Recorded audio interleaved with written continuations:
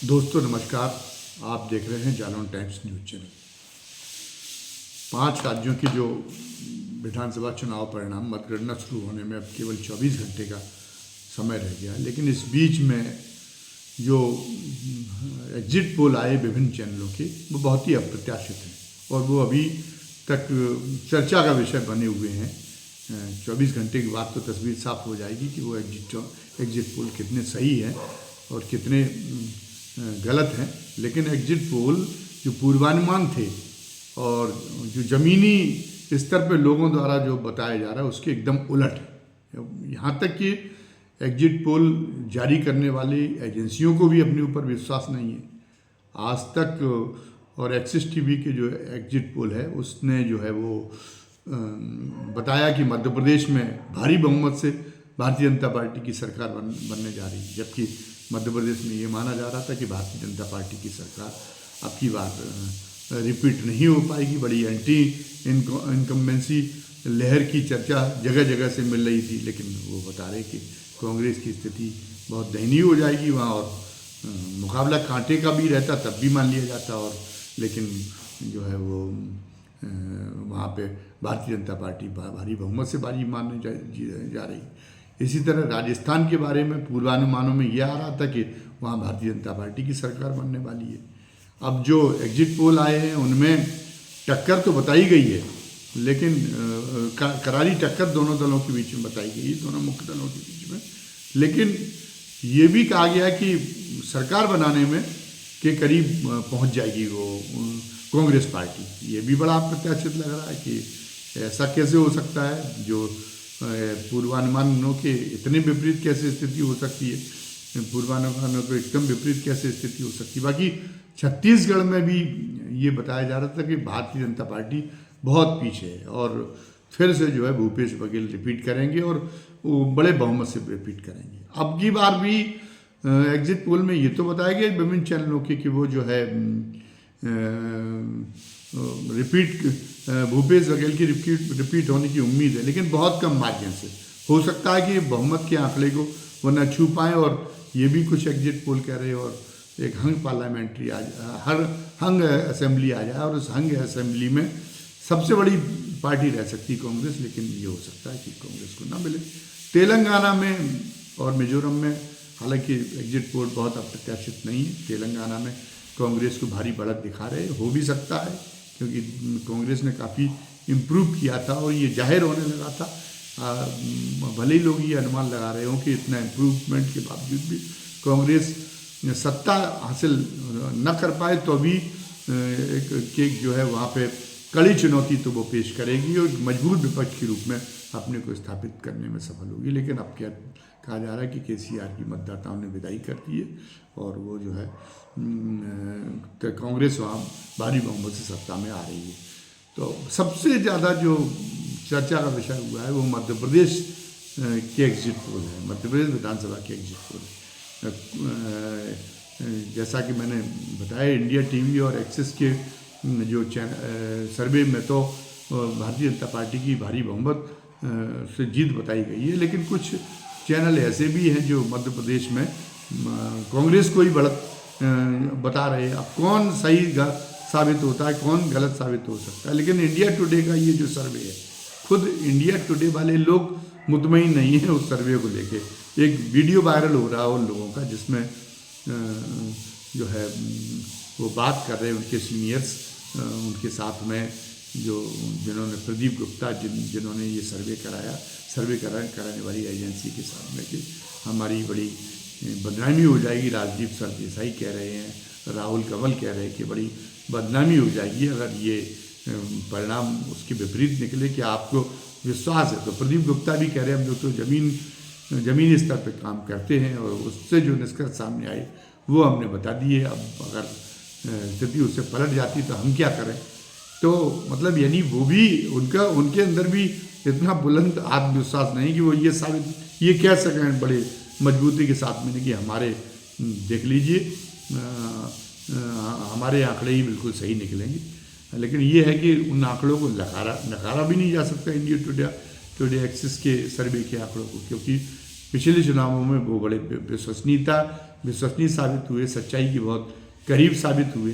तो मतलब उनकी जो पद्धति है, लगता है कि वो ज़्यादा साइंटिफिक है सर्वे कराने की, और इसलिए बात सही भी हो सकती है। अगर अब इंडिया टुडे का सर्वे सही है तो उसके कारण क्या है, कांग्रेस इतनी पिछड़ क्यों गई जब कांग्रेस की बहुत शानदार हवा दिखाई दे रही थी? इसके कई कारण हो सकते हैं। एक तो मजबूत कारण ये समझ में आया कि वहाँ पर पिछड़े जो राहुल गांधी ने जातिगत जनगणना का मुद्दा उठा रखा है, और जिसकी जितनी संख्या भारी उसको उतनी भागीदारी। तेलंगाना जैसे दक्षिणी राज्यों में जहाँ पिछड़े वर्गों की चेतना बहुत उन्नत हो चुकी है, वहाँ तो इसका असर हो रहा है। लेकिन मध्य प्रदेश में, उत्तरी भारत में सबसे ज़्यादा जो चेतना का स्तर है वो जो दलित जातियाँ हैं और वंचित जातियाँ हैं, वो उनमें चेतना का सबसे उच्च स्तर बिहार और उत्तर प्रदेश में। लेकिन मध्य प्रदेश में वैसी स्थिति नहीं है। नोबेल पुरस्कार विजेता डॉक्टर अमर्त्य सेन ने एक बार कहा था एक मामले में कि जैसे स्त्रियों के मामले की वो चर्चा कर रहे थे, वो कह रहे थे कि स्त्रियां समझ लेती हैं कि हमारी यही नियति है, हमें जब पूरे परिवार को खाना खिला दें, उसी के बाद जो बचा कुचा खाना है वो चाहे भले पौष्टिक ना हो, हमारी सेहत पे कोई भी बुरा असर डालता हो, लेकिन वो मानती हैं कि यही हमारी नियति है, हमको ये तो करना है। तो वो उसका बुरा भी नहीं मानती। उनको उनके अंदर ये जगाना उनकी बहुत बड़ी बात कि उनके साथ में अन्याय हो रहा, उनका शोषण हो रहा, बड़ा मुश्किल काम है। तो स्त्रियों ने मान लिया। तो उन्होंने कहा एक बहुत लंबे समय तक जब एक दबी कुचली अवस्था में कोई वर्ग रहता है तो वो ये मान लेता है कि हमारी नियति यही है, और वो उससे जो निकलने की छटपटाहट है, उससे उभरने की, उससे ऊंचा उठने की वो छटपटाहट भी उसके अंदर समाप्त हो जाती है। तब मध्य प्रदेश में जो पिछड़ी जातियां हैं उनके अंदर भी कुछ इसी तरह की वैसा आक्रामक उभार नहीं है जैसा उत्तर प्रदेश बिहार में है, बल्कि वो उनके अंदर धर्मभीरुता बहुत हावी है। बागेश्वर धाम के जो महंत हैं उन्होंने जाति सूचक शब्दों से कई बातें कहीं। वो अगर उत्तर प्रदेश होता तो वो जो है एक बहुत बड़ा मुद्दा बन जाता, लेकिन मध्य प्रदेश में वो कोई मतलब वो अभी भी धार्मिक संतों के, धार्मिक आचार्यों के प्रति बहुत नतमस्तक रहते, पिछड़े वर्ग और अनुसूचित जाति के लोग भी। और वो जो कठिन, जिन्हें हठयोग कहना चाहिए धार्मिक कर्मकांड, वो जैसे जवारे बोना और नाक में वो छेद लेना, इस ढंग के जो दंडवत करते हुए किलोमीटरों तक जाना, ये पिछड़े वर्ग और अनुसूचित जाति के लोगों में ये इस तरह की धर्मवीरता ज़्यादा पाई जा सकती है। और वो मतलब विद्रोह की मानसिकता उनके अंदर अभी पनप नहीं पाई सामाजिक व्यवस्था के खिलाफ। तो जो राहुल गांधी ने जो जातिगत जनगणना का वहाँ पे नारा बुलंद किया, तो वो उसका मध्य प्रदेश में असर नहीं हो पाया। वो जो अगर उन जातियों को लुभाना चाहते थे तो उन जातियों में तो उसका असर हुआ ही नहीं, उल्टा असर हो गया। उल्टा असर ये हो गया कि वो जो है वहाँ पे जो सवर्ण जातियाँ हैं वो कांग्रेस से कहीं उनकी इस मांग के कारण, उनकी इस नई प्रतिबद्धता के कारण वो कांग्रेस की जो सवर्ण जातियाँ थी जो कांग्रेस को सपोर्ट करती, वो लगता है कि कहीं और जो बेदखी। ग्वालियर चंबल संभाग में बहुत स्थिति खराब बताई जा रही थी भारतीय जनता पार्टी की, लेकिन अब भारतीय जनता पार्टी वहाँ पे भी बहुत ही अच्छा प्रदर्शन करते हुए बताया गया इंडिया टुडे एग्जिट पोल के सर्वे में। तो अब इसकी वजह क्या हो सकती? क्या जो वहाँ पे जाके प्रियंका गांधी ने भाषण दिया, जिसके बारे में कुछ समय भी राजनीतिक विश्लेषण कह रहे थे कि वो उन्होंने जो ज्योतिरादित्य सिंधिया को उनके पूरे खानदान को जो गद्दार कह दिया और उनको एक अदने कद का एक जो है नेता बता दिया कि उनकी सोच भी बड़ी नहीं है, कद भी अदना है और सोच भी अदनी है। इन सब बातों का उल्टा प्रभाव हुआ क्या ग्वालियर चंबल संभाग के लोगों में? उनको ये रास नहीं आया कि हमारे महाराज को, उनके खानदान को वो बताया जाए, गद्दार बताया जाए। क्या उनको ये रास नहीं आया? ये क्या इसका कारण है? अगर इस ढंग के चुनाव परिणाम आते हैं, ये भी एक विश्लेषण का विषय रहेगा। और इधर जो भारतीय जनता पार्टी के अंदर जो एक तरह से मोदी की जो प्रधानमंत्री मोदी की जो नई मुहिम चल रही है कि वो सब जगह पे ये चाहते कि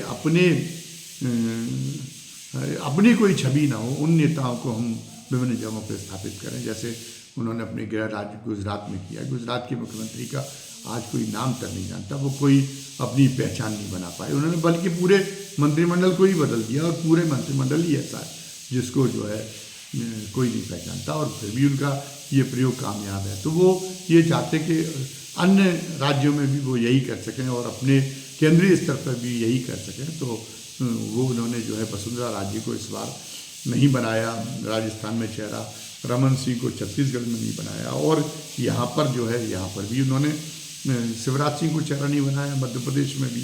तो क्या ये उनकी युक्ति ये कामयाब रही कि किसी को चेहरा न बनाने से, अपना ही चेहरा आगे रखने से? संघ कह रहा था कि कर्नाटक के चुनाव के बाद में संघ डर गया था और ये कह रहा था कि अब सिर्फ मोदी के चेहरे पर से काम चलने वाला नहीं है, और मतलब अब राज्यों में के जो चुनाव हों उनमें राज्य स्तरीय स्थानीय चेहरे उभारे जाएं। तो वो जैसा कि अवज्ञाकारी स्वभाव है मोदी जी का, वो किसी को अपने सामने कुछ गिनते नहीं है, तो उसमें वाली संघ क्यों ना हो। तो उन्होंने गिना नहीं, तो इसलिए भी उन्होंने पाँव रोक कर ये काम किया कि नहीं, हम किसी राज्य स्तरीय चेहरे के नाम पर चुनाव लड़ेंगे और हम जो है चुनाव अब हमारा चेहरा ही होगा सब जगह पे, और देखिए हम इसी पे कामयाब होकर दिखा देती है। अगर कामयाब हो जाते हैं, छत्तीसगढ़ और राजस्थान की स्थितियां भी साफ नहीं है और मध्य प्रदेश भी उनको मिल जाता है, तो ये माना जाएगा कि नहीं, मोदी के चेहरे में कर्नाटक में भले ही कुछ दम न दिखाओ, लेकिन अभी भी दम है। इतनी आलोचनाओं के बावजूद, अदानी के मामले से जिस तरह से उनकी छवि दागदार हुई, इन सब चीज़ों के होते हुए भी, उनकी तानाशाही रवैया उजागर होने के बावजूद भी उनकी लोकप्रियता, उनका तिलिस्म ये माना जाएगा अभी बरकरार है। हालांकि मध्य प्रदेश में श्रेय शिवराज सिंह चौहान को भी देना पड़ा। एक तो उनकी गवर्नेंस की, वहाँ जो निष्पक्ष पत्रकार गए उन्होंने भी तारीफ की, और आम लोग भी शिवराज सिंह से नाराज नहीं थे। ये तो उस समय विश्लेषक कह ही रहे थे, वो भले जो कांग्रेस को भी भारी बढ़त बता रहे थे, वो भी विश्लेषक कह रहे थे कि शिवराज सिंह से कोई नाराज नहीं, लेकिन इतने दिनों में लोग ऊब चुके एक चेहरे से, इसलिए लोग बदलाव चाहते। तो एक तो ये, दूसरा लाडली बहना योजना जो अचानक उस समय भी जब एकदम वोटिंग का परसेंटेज बढ़ा था बहुत ज़्यादा मध्य प्रदेश में, तो उस समय भी ये कहा गया था कि कहीं ऐसा तो नहीं कि महिलाओं ने लाडली बहना योजना से प्रभावित होकर ज़्यादा से ज़्यादा वोट कर दिया हो भारतीय जनता पार्टी के पक्ष में, और वो बात चरितार्थ होती दिखाई दे रही। तो भले ही शिवराज सिंह का श्रेय न माने, शिवराज सिंह को फिर न मौका न देने की जो ठान चुके योगी, वो उसका ही पालन करें और शिवराज सिंह को मौका न दें उनके इसके बावजूद भी, उनके प्रयासों के बावजूद भी। लेकिन ये बात बिल्कुल सही है कि शिवराज सिंह जो है वो का चेहरा काम आया है, और शिवराज सिंह के श्रेय को नज़रअंदाज नहीं किया जा सकेगा अगर वो जो है वो अगर मध्य प्रदेश में इंडिया टुडे और एक्सिस का सर्वे चरितार्थ साबित होता है। अंत में आपको धन्यवाद कहने के पहले वही गुजारिश आपसे करनी है, वही अपील करनी है, वही निवेदन करना है कि आप जो है हमारे चैनल को सब्सक्राइब करें और बेल आइकॉन दबाएं, ताकि हम जो भी नया वीडियो डालें उसका नोटिफिकेशन आप तक तत्काल पहुंच जाया करें, और चैनल को हमारे लाइक करें और कमेंट बॉक्स में कमेंट भी दें। आपका जो योगदान है हमें काफ़ी प्रेरित करता है, हमें काफ़ी उत्साहित करता है, हमारा मनोबल बढ़ाता है। इसलिए करबद्ध आपसे प्रार्थना है कि आप ये योगदान जरूर हमारे ऊपर ये उपकार अवश्य करें। धन्यवाद। जय हिंद, जय भारत।